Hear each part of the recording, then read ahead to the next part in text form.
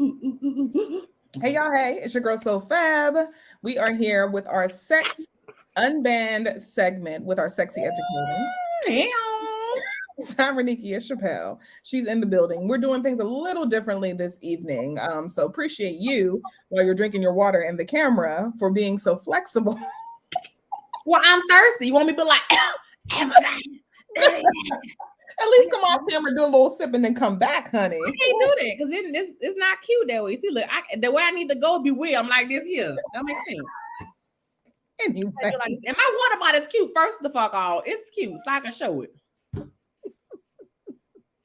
You done? I need to say the F word. I did. Well, I mean, now that we are not on air live, it's okay. So, I mean, don't go crazy. Don't go crazy. I can say fuck. Don't go crazy. Don't go crazy. So, for those of you who typically listen in on TDS Radio, we're going to be doing it live here right now. Today's topic is going to be preference versus fetish. So every other Friday, we have our Sexy Educator. As you can see, she's in the building to discuss these important topics when it comes to the bedroom and just sexuality as a whole. So I'm going to turn it over to you because I think, do you have your two questions that you typically start with from, from your guest or from commentator? So we'll let you go ahead and kick that off, girl. All right. Well, first, you know how we do, friend. How are you? Girl, I'm good, honey. How you doing, honey? I am good, baby. You know I always got to ask how you doing, my baby. I appreciate you so much. I'm caring about you. I do. Put these little hands in the camera. Look at you. These little hands. Like, girl, put these down. There you go. See, look, I told you I'd be her. That'll be me starting to be her. Look, there she go with her bullshit. Already ain't even been here long enough. Ain't even been here long enough. They're gonna keep y'all. That's how she be. Glad to see your beautiful face, honey. I am so glad. Girl, like the.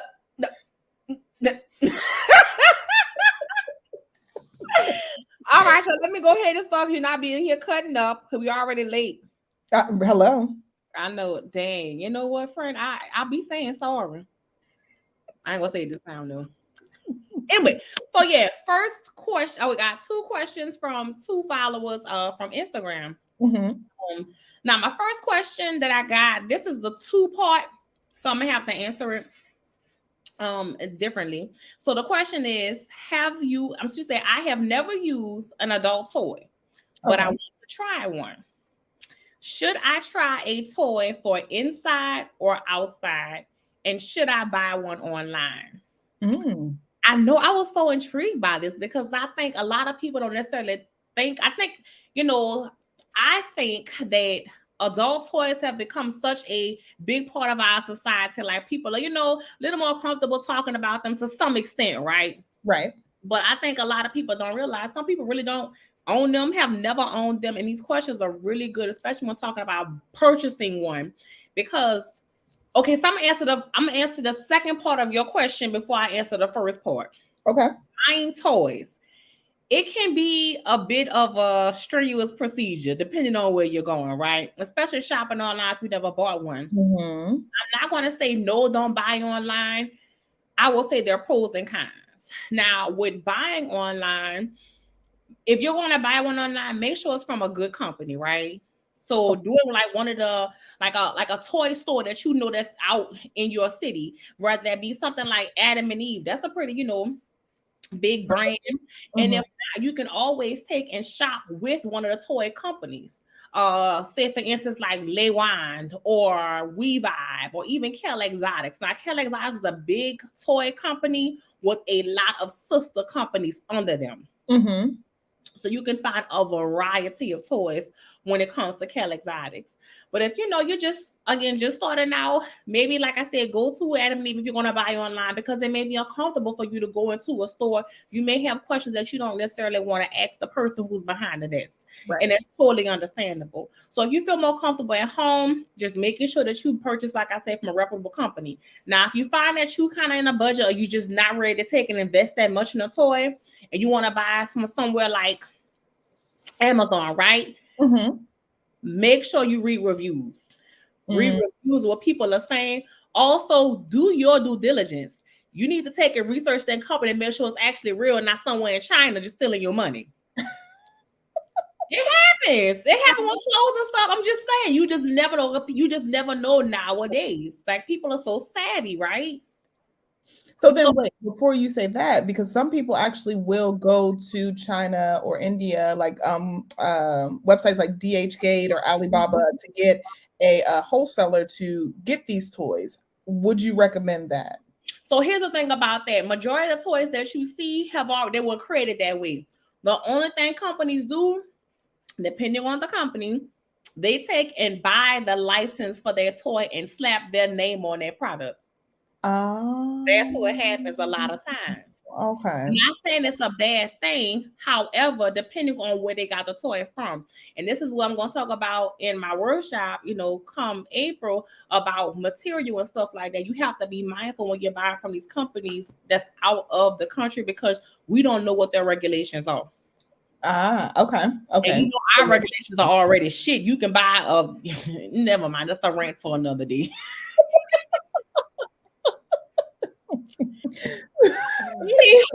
As I was saying, just doing your research on the company. So yeah, if you're going to buy from Alibaba, just know for a fact you're in a space where you can possibly be getting something that may not be necessarily safe. So keeping those things in mind. And even when, like I said, going back to Amazon, you have to be careful because Amazon, they're not selling anything. They're just giving people the space to sell their product. Absolutely. Don't have too much regulation on, especially if it's coming from someone else's house or something like that. They can't regulate what's going on. Right. So being mindful of those type of things when purchasing online, which is why I say do your research, do your due diligence, read reviews, all those things before you decide to purchase from somebody who's not, like I say, a big name, right?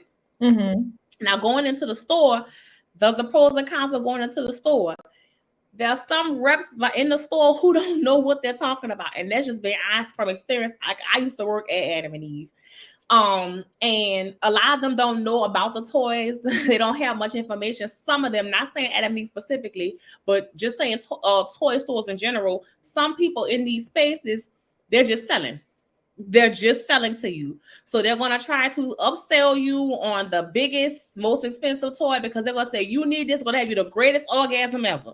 And that happens in those spaces. Now, don't get me wrong. There are people who are working these spaces who genuinely have a passion for sex and really want people to enjoy themselves in whatever aspect that is. And they have a plethora of knowledge. And they really go in detail. You ask the right questions, they'll be able to answer those questions for you. Now, those people are in those spaces also. But like I said, pros and cons of going into the store. Right. Now, when going into the store also, you may find that you are able to take and touch toys that you can't do while online. You can feel the vibration. Is it a buzzy vibration? Is it more of a rumble vibration? You can take and touch the texture of the toy to see if it's something that you like. See different things on the toy besides online to see a pretty picture. And that's all you have. Right.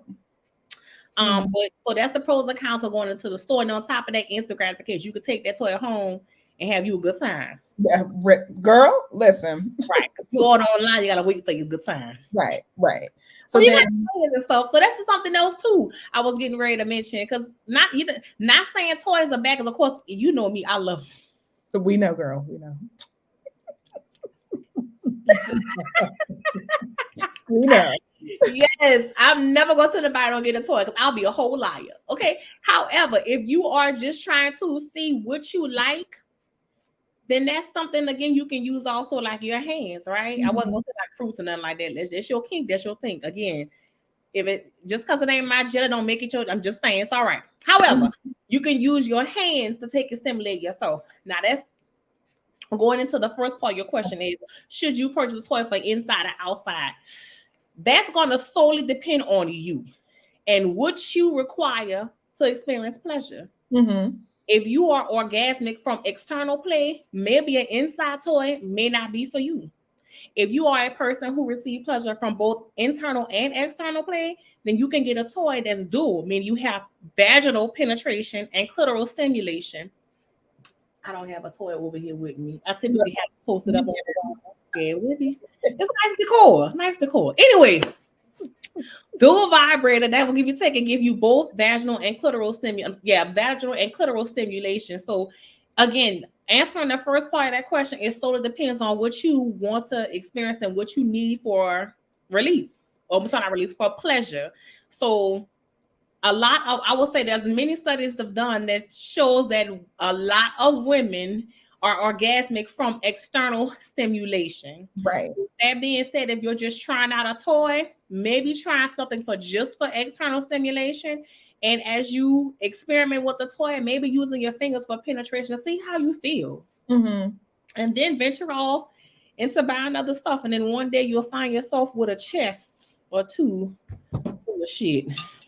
So I think the biggest thing to take away from someone who is kind of new to toys, kind of uncomfortable with it, is number one, do your research, read Mm-hmm. reviews, find a reputable company, and then Mm-hmm. also just have fun with it. Because I think so many Yeah. people essentially kind of get prudish about it, or there's an embarrassment behind it of like, oh well, I have to use toys now, so that's giving off that I'm lonely, or I don't have anyone, or I can't get what it is that I need from my partner, so now I have to use a toy. But there shouldn't be any stigma attached to it, because it's just about additional pleasure and just having fun.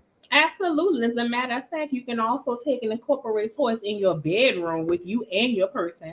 And that's rather we're talking about heterosexual relationships, or relationships in the LGBTQI community.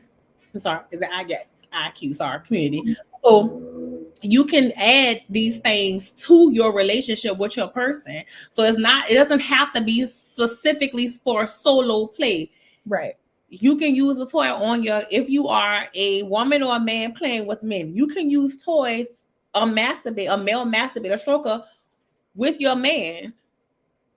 Like if you're doing things like, let's say, for example, Or don't get too carried away. oh, we'll get there, Mike. You're not like to talk about this stuff.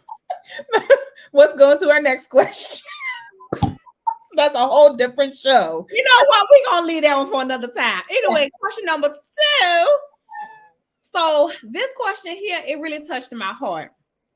And I had to consult with a friend of mine who's a therapist on this question. Mm-hmm. The question is, I have anxiety, and sometimes I have a hard time. I'm sorry. I have anxiety, and sometimes it's hard to experience pleasure with my partner and myself. Mm-hmm. Do you have any tips on things I can try to relax when I'm highly anxious during sex? That's a good question. A It really good is, and it affects a lot of people, and a lot of people do not realize that. There's a such thing called performance anxiety, and not saying that this follower, this is what they have. I'm just saying in general, this is something that a lot of people deal with, and Mm-hmm. sometimes unconsciously we have performance anxiety. Like if you with a new person and you want to impress them, want to make them feel a certain way, you may not be your full self in that first time. But come Right. the second time, you be someone hanging upside down like this, like, yeah, because you're more. Layers. Look at your nasty ass. Look at you.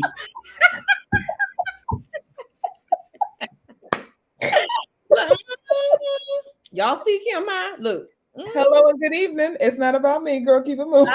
Whatever. Don't slide to the left. Anyway, like I was saying. So your next time you're with your person, now you have this comfortability with them. So you may still have some anxiety, but it's not as high as it was the first time. Now, answering the question, I'm going to answer it in 2 parts, right? Because when we're talking about anxiety, the first thing I'm going to tell you is, if this is something that you are dealing with and have been dealing with outside of the bedroom, tips on what you can do to relax during sex is not necessarily what you need. I would recommend first talking with somebody, whether that be a counselor, whether that be a therapist, family, whomever you find. Just seek help somewhere and to deal with anxiety. Right. Because even when it comes into the bedroom, it's a root from somewhere else before it even gets to the bedroom. So maybe anxiety in the bedroom may not even be the actual cause. It could be just a byproduct of what else is going on. Right. Absolutely. So that I would say that first, being able to identify where your anxiety comes from. And once you do that, then you can act accordingly. Now, if we've done this and you've got somebody to talk to and your anxiety is specifically in the bedroom, first and foremost, again, like I said, identify your anxiety. Mm-hmm. and communicate first with yourself that you are anxious and what's making you anxious. Is the way that person is hugging you, where they're touching you, is it a certain smell? Is what when did you start to feel anxious, right?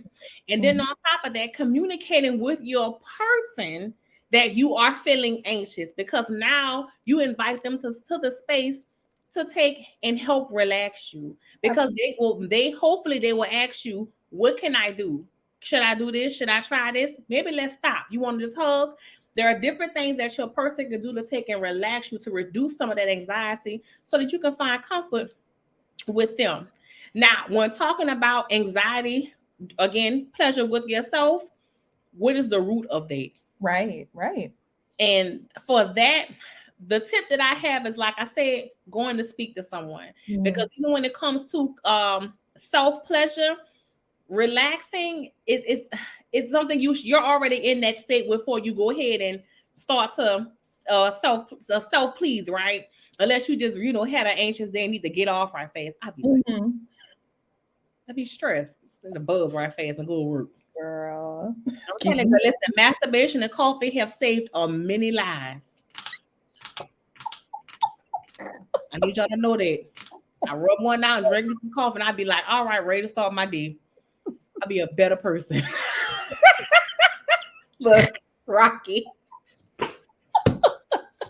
so let's think masturbation and coffee. Got it. Now, I need to make sure that shit. Rub it and drink the coffee. Girl, keep Let's going. go back to the subject, though. I'm just saying it's a good shirt, though. Somebody will get it.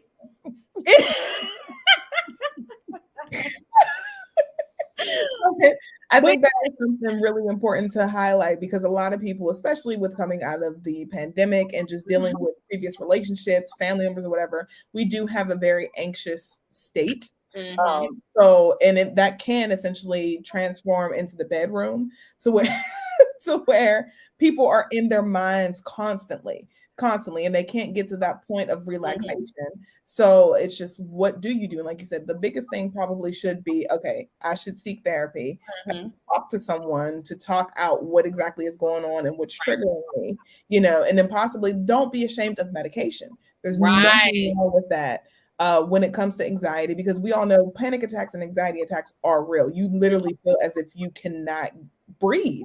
Mm-hmm, So don't be afraid of medication. And then, like you said, just finding out what that trigger is, what that root is, and making sure that your partner you're communicating with them to make you feel comfortable. mm-hmm. And I think that's a huge thing too, where people often think just because you're getting in bed together, people automatically know that you know how to please me and I know how to please you, And that's without having this important conversation of, I have this hang up, or I have that hang up, or this is something that I don't typically like because it may trigger me. We're all in a very fragile state, and we need to do a better job of realizing that. Yeah, and even if you're in a situation where it's not, this is you're not, this may not be your committed partner, right? This might be somebody that you just fucking still have that conversation, because you want to, if you're going to invite somebody into your space, you want to have just as much pleasure as you want them to experience. So let Hello? them know, if you are aware, let them know, like, look, we can't do this position, we can't do this, we can't do that, I don't like that. All right, let's fuck. Cause it be like that. I'm just saying, some situations just like you just come to do what you need to do and be like, that's all right. That's all right to have them spaces. It's like I said, you just need to buzz right fast and go to sleep. I mean, go to work or something. Can let's move to the topic at hand. Okay. I want to make sure I say that, because people, we doing different things nowadays. But yeah, so like I said, and but I will say also, with self pleasure, showing yourself grace. Hmm. When you're in a moment where you're trying to self please, tell yourself it's okay. Again, if you're just identifying what the root of that anxiety is, tell yourself it's okay. Touch yourself on the chest, touch your body, connect with you to let you know, and be present with yourself. And then you might find yourself more comfortable to go further and try different things. And don't rush it. Like, there's no right way or wrong way to masturbate. You just do what feels good to you. So, Hmm. yeah, show yourself grace. Don't listen to too much what's going on, if that's the case. So that's how I would answer that also with self pleasure. All right. And we just got a comment. RJ just said, I got you live on Clubhouse, friend. You are a mess as usual. Oh, Uh, shit. Someone going by the name of Crafty Mailer said, hey, Kia. Hey, You know, Frank. they're watching as well. And shout out to those of you who are listening on Clubhouse. We appreciate the support. Today's topic is preference versus fetish. We were just talking about two questions that Kia had beforehand before we jump into the question at hand. And for those of you who are just now jumping on live and joining us, the question that we just talked about was anxiety and performance in the bedroom, as Mhm. well as touching yourself. And I think to some up what you were telling people, which is number one, make sure that you're talking to someone about it, a therapist, a trained professional. Don't Mhm. be afraid of medication. And then also make sure that you're communicating with your partner and identifying what those triggers are. Right. So you know in the bedroom how to communicate that with others and also with yourself. That's correct. All is right. Yep. All right, then. All right. So let's move into this topic because this topic is very interesting because people get into a lot of disagreements about what is preference Woo! and why people should have issues with other people's preferences and then fetishes and is it actually a preference and vice versa. So tell us, what exactly is the difference between preference and fetish? Okay, so preference. If we're going to identify what a preference is, that's just going to be something that you prefer. It's maybe there's certain traits, whether that be personality, physiological, or aspects of that person's life that you prefer over others. Mm-hmm. Now, when it comes to fetish, that's something, whether that's a body part or a sexual act or a certain part of a lifestyle that you require for sexual gratification. They have nothing to do with each other.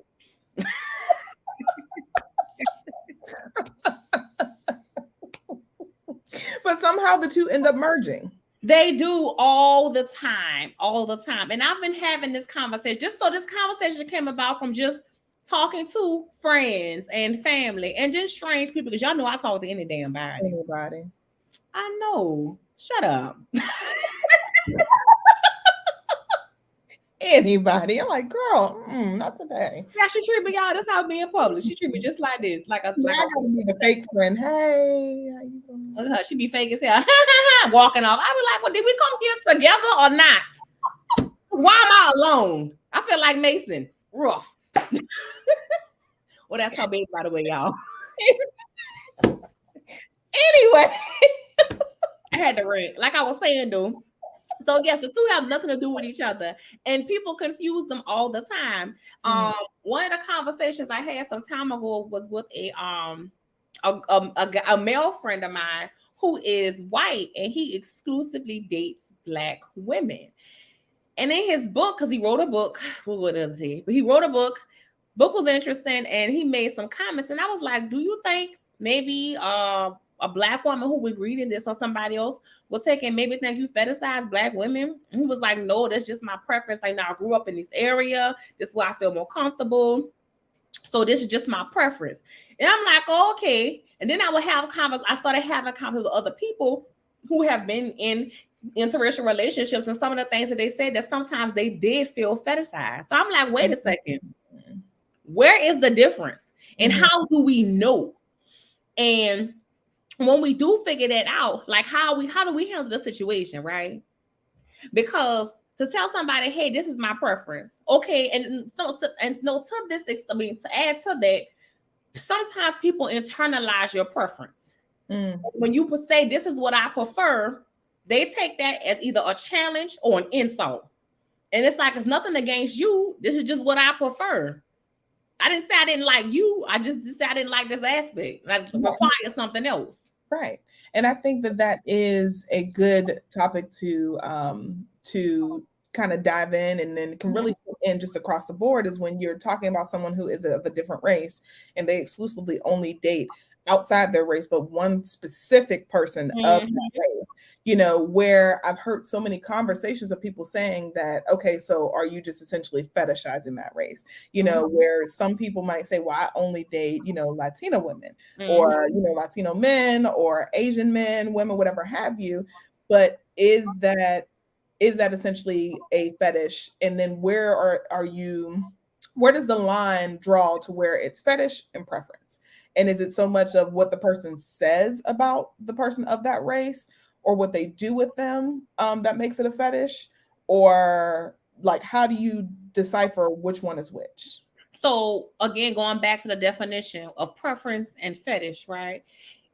to answer the way you said, what you do with that person, it's not what you say or what you do with that person, it's how you behave while with that person. Mm-hmm. Meaning, if you're in a situation where you're saying, "Oh, I only date black women," but you're like, "Okay, well, what do you like about black women?" You're only picking out physiological things about them, right? Or you're saying those stereotypical things like, "Oh, she's strong. I like her like her personality and stuff like that." Okay, now we're kind of teeter-tottering into that fetish realm, right? Because to say that's just my preference, it shouldn't be something I just pick out like, no. Like it's like he said, I just feel comfortable with black women. This is just why I feel comfortable, and this is just what I enjoy. Okay, that's cool. That's totally understand, because now you're not picking me apart. I don't feel like a piece of meat. You know. So I think that is how you take and differentiate fetish and preference. To pick out too much is, again, like when you ask somebody who has a fetish, like let's say they have a foot fetish, right? They're able to tell you exactly what it is about the foot that they enjoy and what part about this that makes me feel this way and that. Like they're able to do that. But if I say, Kim, why you prefer to be black? You be like, I don't know, I just am. I'm black and I like to be black. Not that that's how you feel. I'm just saying in general. I should use myself as an example. But if I were to be asked, I'd be like, I don't have anything particular. I just like to be black because one, that's all I've ever been. But secondly, I just enjoy being black because that's what it is. And on top of that, you don't necessarily have to explain why your preference is what it is. I will say that, you know, and even your fetish, you don't have to explain that fetish unless you are engaging with somebody else who want to engage in that fetish with you. It needs to be consensual. But so that's how, like I said, so going back to the question, that's just how I would take and differentiate fetish and preference. We're talking about relationships. And let's specify talking about more like romantic relationships, right? Because when it comes to sexual relationships, that's what stuff get a little rocky. Like there's a lot of vibration there. Because now we're just talking about what I enjoy about you. So when we're talking about preference, that can be different because you can say, you know what, that person may enjoy a mission. You can say, I prefer doggy style. You're fetishizing doggy style. You just have more pleasure in that particular position, so you prefer that position. So I think you also have to differentiate what type of relationship we're talking about when we're talking about fetish and preference.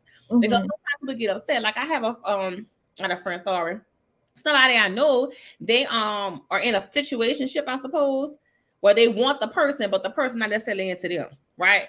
And the thing about that is, it's like, oh, well, it is. I want this and I want that, and they should this and this. And I'm like, no, you prefer these things, but they do not. So you can take and try to put your preferences onto them. So moments like, again, just being able to differentiate what we're talking about, what we're doing. And give us some examples of what a fetish may be, because I think that that's sometimes where can fetish essentially kind of borderline into kink as well, or are the two essentially separate? Well, no, they're not. So kink is a broad term for like so much. So all kink is just an umbrella for fetish, BDSM play, lifestyles, all of that stuff, right? Just bundled into one, which is kink. So when it comes to fetishes, like I said, whether it be a foot fetish, somebody who may have a hair fetish, somebody may have a hand fetish. Like I used to know somebody had a nail fetish. Like they love doggone nails, girl. Oh, keep nail deep. Anyway.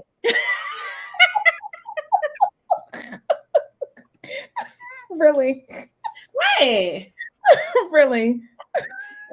I gotta fuck with you. I gotta fuck with it. But so yeah, like so those could be fetishes. Just body parts, or even maybe like sexual acts, like somebody who like just in order to reach orgasm, they need to receive like I don't know, pinch their nipples or something like that. Like that pinch of pain puts them where they need to be and they're able to reach orgasm. So that could be, considered a fetish too, but it's just whatever it is that you require for sexual gratification. That is a fetish, or could be considered a fetish, I would say. It's funny that you said that, because we just have a comment from RJ who said, I think that when you are fetishizing someone, you only see them or a part of them as a tool for your sexual gratification. Correct. It's objectifying and reductionist. As for preferences, as much as people say they can be problematic, grown folks can prefer whatever they do without having to justify it.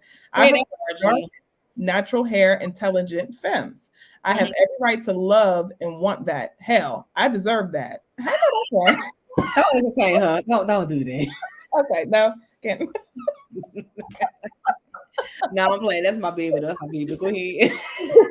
But thank you, RJ, for that comment. And then, of course, keep it coming. And for those of you who are watching, feel free to comment and jump in the conversation as well, because that is something to where I will see arguments about people when it comes to preference. Where someone might say, okay, well, you like tall, dark skinned men, who have a muscular build, football, players. So you're essentially discriminating against anyone that's light skinned. No, that is my preference, but I'm not going to say that I won't date someone who looks differently than that. But just know my eyes may wander a little bit, and what my preference is happens to walk past. And I'm glad you said that because I was getting ready to chip in and say just that.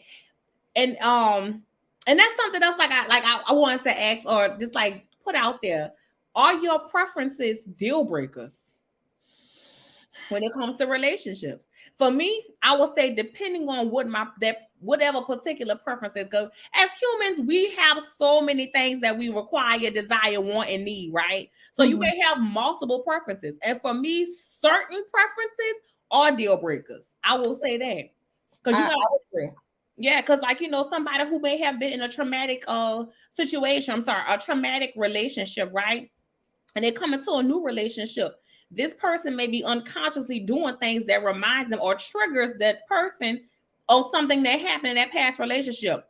They prefer them not to do this. So guess what? That may be a deal breaker for them if you continue to act in that way.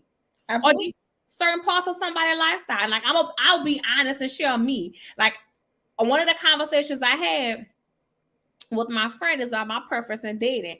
I said I prefer not to date somebody with children. Ooh, Yeah. Now me being a single mother, she took and she was challenging me. First, I was really confused. Like, why the fuck is she challenging me behind something I prefer? What the fuck they got to do with her? But then it dawned on me because she's also a single mom. She internalized that. And I'm like, whoa, whoa, whoa. I don't have to explain my preference. Now, to be honest, here are some reasons why I prefer not to date people with children. One, I love kids. As much as they get on my fucking nerves, you know this. But you know what I do and you know how I am. I love children. I become attached to kids. Kids become attached to me. So if me and that parent break up, guess what? This child that I'm now attached to, my daughter is now attached to, they have to go. And there's nothing that we can do. So now there's a grieving of two different things, a grieving of the relationship and a grieving of the ending of the relationship with this child. That's a lot, especially when you have other kids involved. Secondly, I require a lot. Here we go. What? You're not gonna tell the truth? Look, I require a lot. And if you have a child, some of the things I require, like time, attention, I need a lot of that. Okay. And you have a child, their child is going to require that, especially the older the child gets, the more attention they need. So at the end of the day, I'm not going to be selfish or be fucking crazy and be like, no, give me all the attention. No, your child comes first. Absolutely comes first. But then that takes and that puts something else between us because now I'm not getting what I want. So we just had a comment from the other half of TDS, the homie Coach. There he go, his bullshit. Don't said, come with your bullshit, Kenny. Yes, you do require a lot. Like my light, motherfucker. Where's my ring light, Kenny? You gonna come with your bullshit? What is It's all out of love, honey. It's all out of love. But some people might take that, like you said, as a fetish. Like if you only serial date, a certain guy that, doesn't have kids, like, oh, well, you have a fetish for single, guys that don't have children. Just like I hear people who say, oh, well, you have a fetish for, funny guys or fetish for whatever. But like you said, it's just essentially a preference.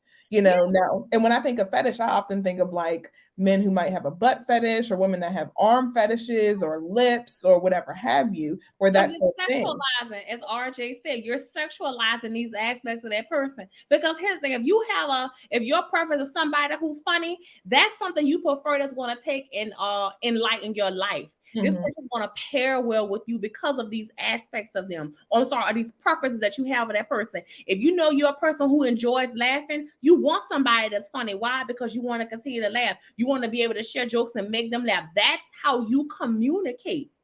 So again, having preferences like that doesn't make you a selfish person or make Mhm. you fetishizing or somebody who can tell a good joke. No, I require that because this is going to keep me whole, happy, and safe in this relationship. So Coach Block said his fetish is big black boobies. And I was gonna No, be D love a big black. We learned about him and his big black titties. Nasty ass. Look at you. Nasty. and we have another comment that says, yes, I can't be very aggressive with a woman during sex. And as much as people become offended by what I am going to say next, it is my experience. Only the women I have dated who have ever been abused have asked for this. I can't and won't go there, especially as a survivor of abuse. Some will say there is no connection. I'm sorry. Read that comment again. I don't think I processed all of it. Try to hit again for me. So it says yes. Oh, I might. Can I put it up here? Yeah. Yeah. I can't be very aggressive with a woman during sex, and as much as people become offended by what I am going to say next, it is my experience. Only the women I have dated who have been abused have asked for this. I can't and won't go there, especially with a survivor of abuse. Some will say there is no connection. And I'll answer that two ways. Yes, there may be a connection, and then no, there may not be a connection. Because if for a woman or a male who is a survivor of sexual abuse, they may have done the work and they may have processed through those particular things that may have triggered them if it was a trigger. So doing something like that for them may just be something that they prefer for sexual gratification in the bedroom. Mhm. However, looking for signs when you are doing this particular act that will let you know if this is something that's deeper, right? Mhm. And that's how I would say that. I say yes and no. I agree, but I disagree. So then, my next question to you and to those of you who are viewing and watching and commenting: what are your fetishes? You asking me that? Yeah.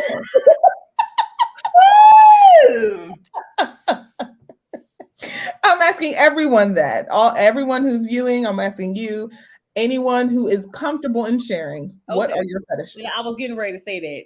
I'm glad you hit it before I could. Okay. So my fetishes, I will say, um, well, I'm a dom, like I'm a dominant woman, and that is Mhm. something that I prefer in sex. Like I need to be in spaces where I am dominant. Like that's for me. But I'm not dominant in the sense of people say dominant like, oh, you got whips and chains, you killing, choking people. No, no, no, no.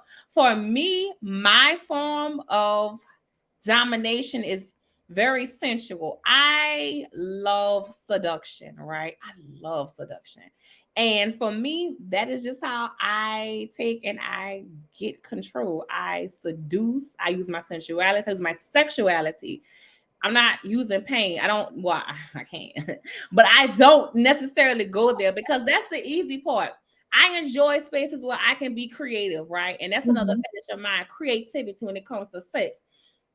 I don't want to just be able to spank you and you do what I say. No, I want to figure out what it is that you like, what's gonna make you tick, and then use that to seduce you into doing exactly what I say, exactly how I say it.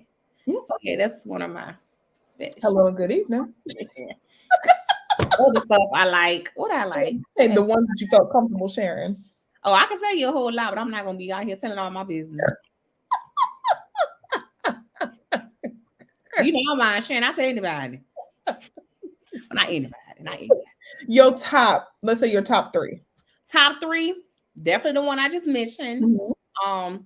Creativity, that's two. Third fetish, top three.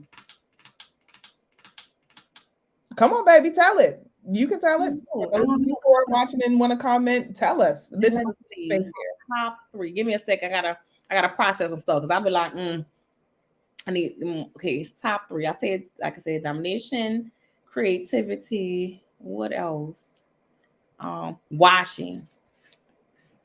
Like voyeur. I like to be like not like somebody watching me have sex, but like more my person sitting and watching me, or me watching a person masturbate. I like it. You said washing. Oh, it's clean all the time. I'm like, what? Like taking a bath together? Okay, watching. Got it. There's a little other in me, but I keep it clean. Okay, I wash my legs. Okay, so you said watching others, having someone watch. So let me rephrase. So not me, not another person watching me and my person have sex. Me laying in bed, masturbating, and my person watching me. Like I enjoy being watched, but I also enjoy watching my person masturbate. I enjoy watching them bring themselves to orgasm. Okay. It's just something so sexy about a woman orgasm. It's just like, God damn. Come here.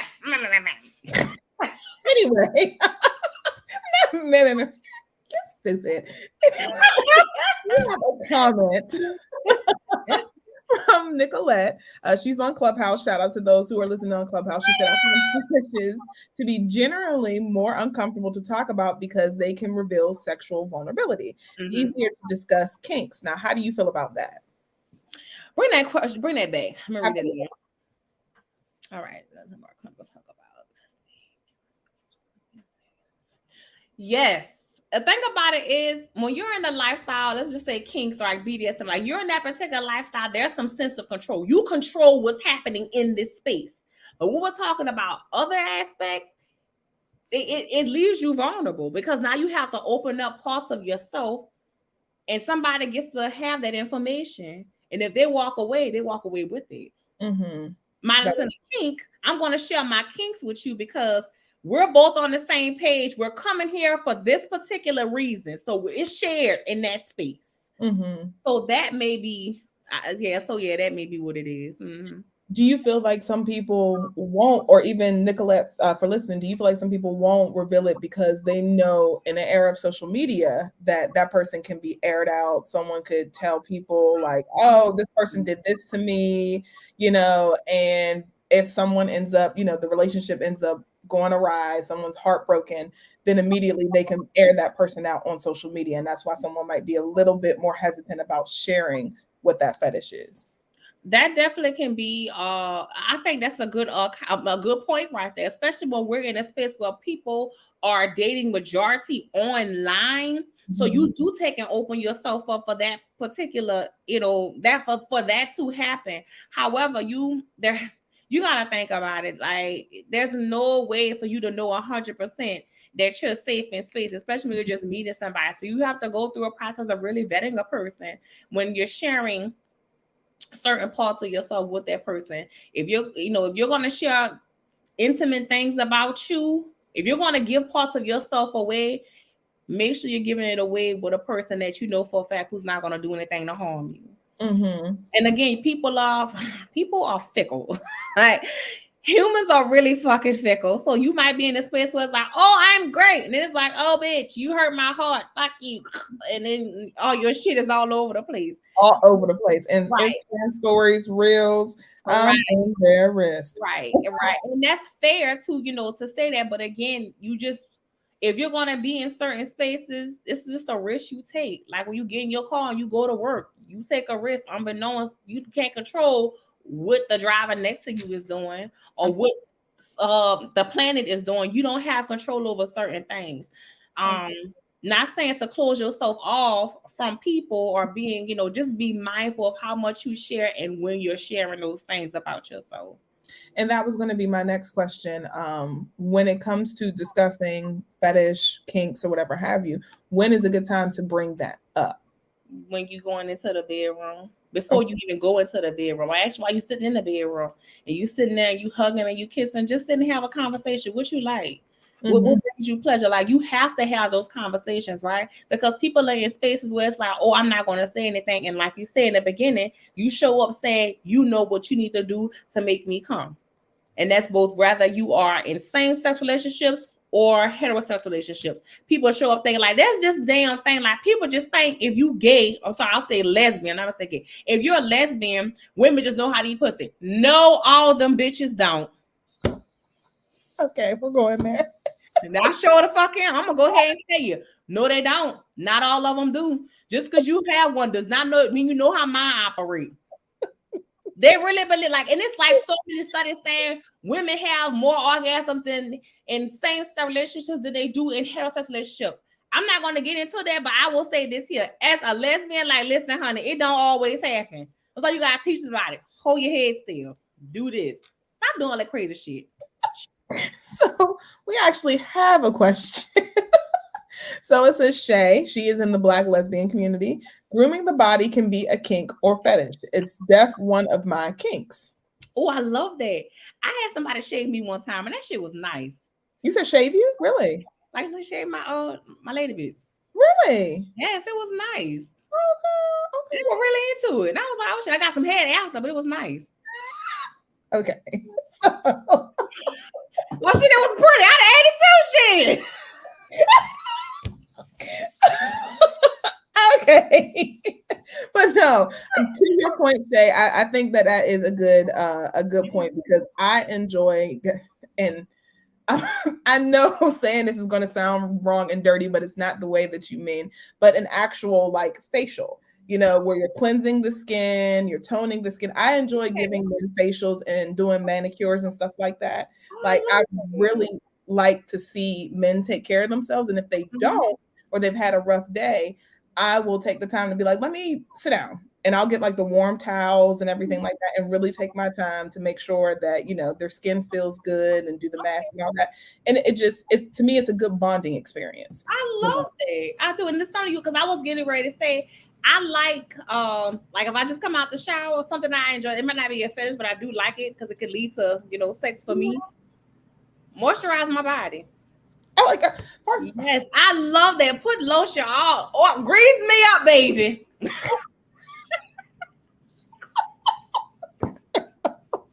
But be careful with them feet, because Chad almost slipped and fell one day.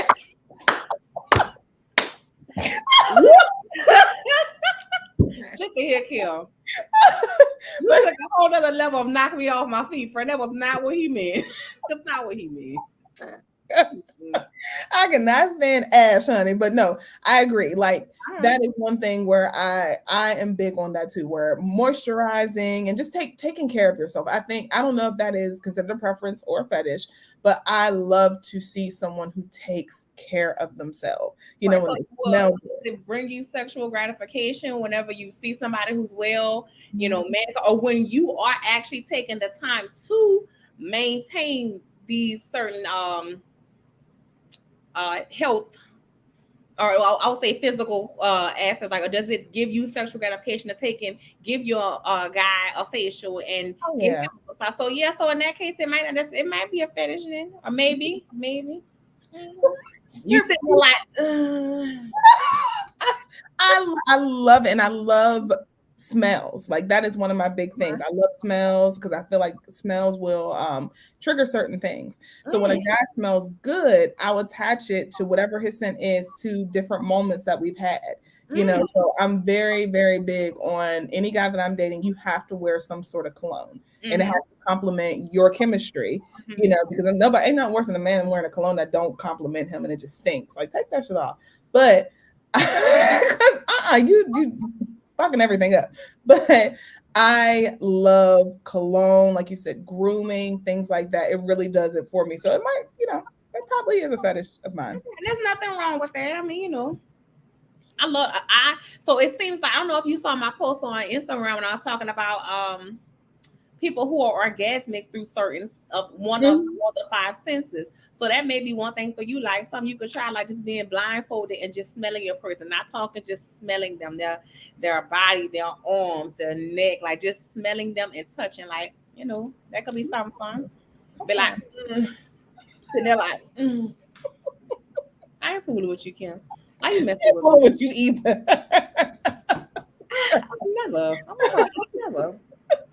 But because I would never think that something as simple as grooming would be considered a kink or a fetish. I would never, ever in a million years would think that.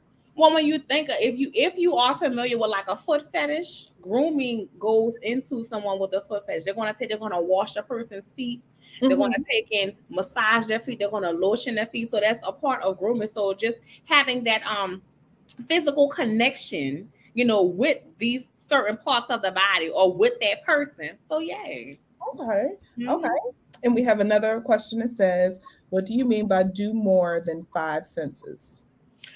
Well, maybe I misspoke. So not necessarily doing more with five. So I have a post on Instagram where I say people are orgasmic through the five senses, and rather that be one sense or multiple senses, right? Like Kim said, for her, she smells like smells or something that really does something for her, where she attaches certain things about that person, certain sexual experience they had, to a smell, like that really takes and intensifies things for her. Or rather that be somebody who's like visual, like they love, like I said, for me, watching my person masturbate, like I really enjoy watching how their body is moving with the things that they're doing to reach orgasm. Like I enjoy watching it, also being watched, like I said. So using again the five senses, or me also physical connection like touch. I'm very touchy feely. You know, I be hugging everybody. Like, Everybody, I girl. be like, come here, I'm a hugger. Come here, baby. I mean, I want to have sex with you. I just a hugger. That's why I want to make sure I specify that. So if Everybody. somebody watching, be like, oh yeah, you want to fuck? I be like, no,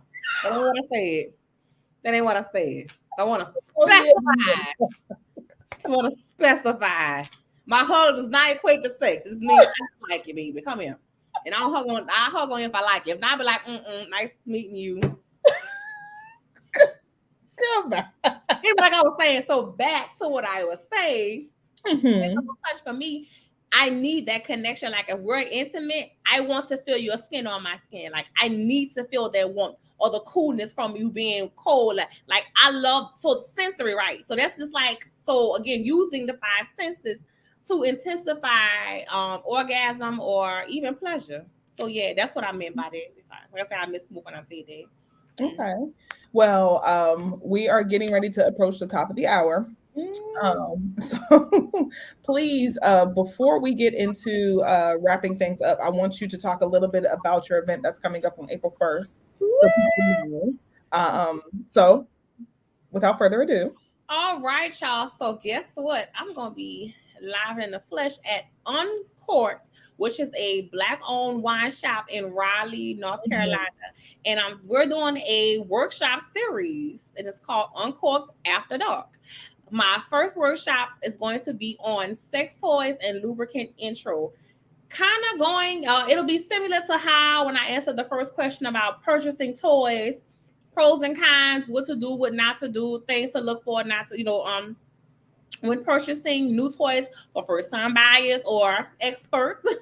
And also lubricants, talking about different materials and toys, like I was saying about shopping, how things can possibly be toxic with toys, and also, like I said, lubricants, certain ones. Well, a lot of women may have allergies too. When we as women go into the OBGYN, and sometimes we have, Mhm. certain things going on and not realizing, or the doctor may not be aware that it's related to certain toys that you're using, certain lubricants that you're using. Mhm. So being able to identify some of that stuff, and like I said, just talking about it. So that's what the first workshop is going to be. Where I'm going to have different toys, different lubricants. We're going to talk about it. We're going to, do some fun stuff, interact, learn about our, can I say pussy? What do I say now? Learn about our pussies, learn how to play with our pussy, how to look at our pussies, all the pussy. And also did too, like I'm going to talk about male toys as well, because again, it all goes together. I don't want people to feel like toys are just for women. And this is sometimes why men feel so uncomfortable with toys, because it's this idea that it's specifically for women, and it's not.